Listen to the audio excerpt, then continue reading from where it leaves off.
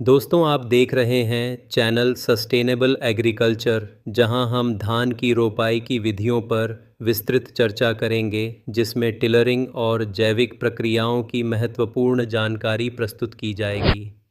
पौध की आयु। स्वस्थ पौध के चयन में 20 से 25 दिन की आयु का विशेष ध्यान रखें। इस आयु की पौध में बेहतर टिलरिंग की संभावना होती है, जो उत्पादन क्षमता को बढ़ाती है। टिलरिंग का महत्व। टिलरिंग की प्रक्रिया में मुख्य पौधे के जड़ के निकट से नई शाखाओं का विकास होता है। इन शाखाओं को टिलर कहते हैं। प्रत्येक टिलर से एक बाली विकसित होती है जिसमें अनाज होते हैं। उच्च टिलरिंग का अर्थ है अधिक अनाज उत्पादन। खेत की तैयारी। खेत की पडलिंग पूरी सावधानी से करें। इस प्रक्रिया से मिट्टी की संरचना नरम होती है और जल धारण क्षमता में वृद्धि होती है, जिससे जड़ का विकास संतोषजनक रूप से होता है। रोपाई की सही दूरी।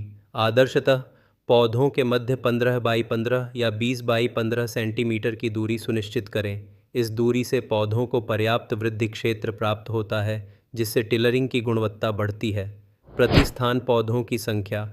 एक स्थान पर 2 से 3 पौधों का रोपण ही करें। अतिरोपण से पौधों में प्रतिस्पर्धा बढ़ती है, जो टिलरिंग को प्रभावित करती है। रोपाई की सही गहराई। पौधों को 2 से 3 सेंटीमीटर की गहराई तक रोपित करें। अति गहराई में रोपाई से पौधों की कमजोरी और टिलरिंग में विघटन होता है। समय के हिसाब से रोपाई। रोपाई को हमेशा 25 से 30 दिन के भीतर पूरा करें। देरी से रोपाई फसल की उपज और विकास पर प्रतिकूल प्रभाव डाल सकती है। जल प्रबंधन। रोपाई के दौरान खेत में न्यूनतम 2 से 3 सेंटीमीटर जल स्तर बनाए रखें। अधिक जल से पौधे सड़ सकते हैं और जल की कमी से जमने में मुश्किल हो सकती है। जैविक खाद का उपयोग। गोबर की खाद, वर्मी कंपोस्ट या जीवामृत का उपयोग खेत में करें। इस प्रकार के जैविक खाद से मिट्टी की उर्वरता और पौधों की सजीवता बढ़ती है। कीट और रोग नियंत्रण। बीजों को गौमूत्र, नीम की खली, बीजामृत या अन्य जैविक पद्धतियों से शुद्ध करें। इससे बीज रोग मुक्त रहते हैं। यदि फसल में कीट प्रकट होते हैं तो नीम अर्क जैसे जैविकल उपायों का उपयोग करें। रोपाई का सर्वश्रेष्ठ समय। पौधों की रोपाई सुबह या शाम के ठंडे समय में करें।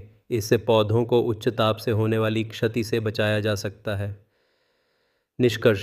जैविक खेती न केवल कृषि उत्पादन में सुधार करती है, बल्कि यह मिट्टी, जल और पर्यावरण को भी सुरक्षा प्रदान करती है। टिकाऊ खेती की ओर कदम बढ़ाएं। चैनल को लाइक, शेयर और सब्सक्राइब करना न भूलें। जय किसान।